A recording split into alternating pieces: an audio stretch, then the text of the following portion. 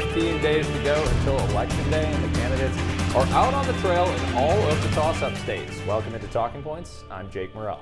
And I'm Luke Radel. Vice President Kamala Harris is barnstorming the blue wall states with former GOP rep Liz Cheney. It comes just days after former President Donald Trump told Fox he considers Democrats like Adam Schiff and Nancy Pelosi to be a bigger threat to this country than Russia or China. Take a look. I think the bigger problem is the enemy from within, not even the people that have come in and destroying our country. By the way, totally destroying our country. I think the bigger problem are the people from within. We have some very bad people. We have some sick people, radical left lunatics. And I think they're and it should be very easily handled by, if necessary, by National Guard, or if really necessary, by the military. Vice President Harris responded to his recent comments, calling Trump unstable and unhinged.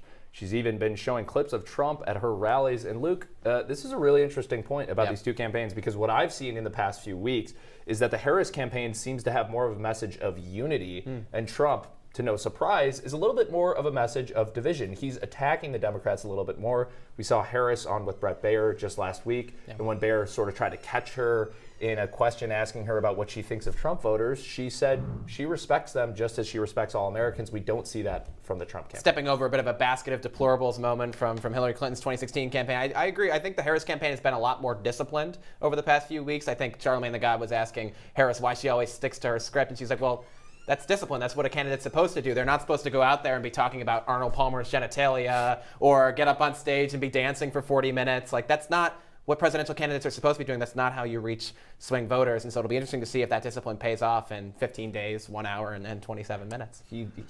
He loves that countdown clock. But absolutely, Luke, and I think it's so interesting. Like, we see the discipline and just the sharp planning from the Harris campaign with all of this media blitzing.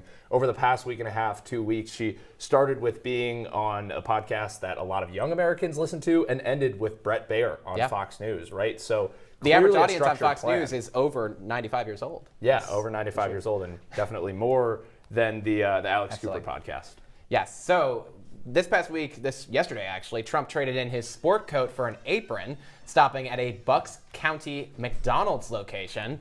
He served up fries to supporters through the drive-thru window, telling them that he had made it himself and that it was all on him.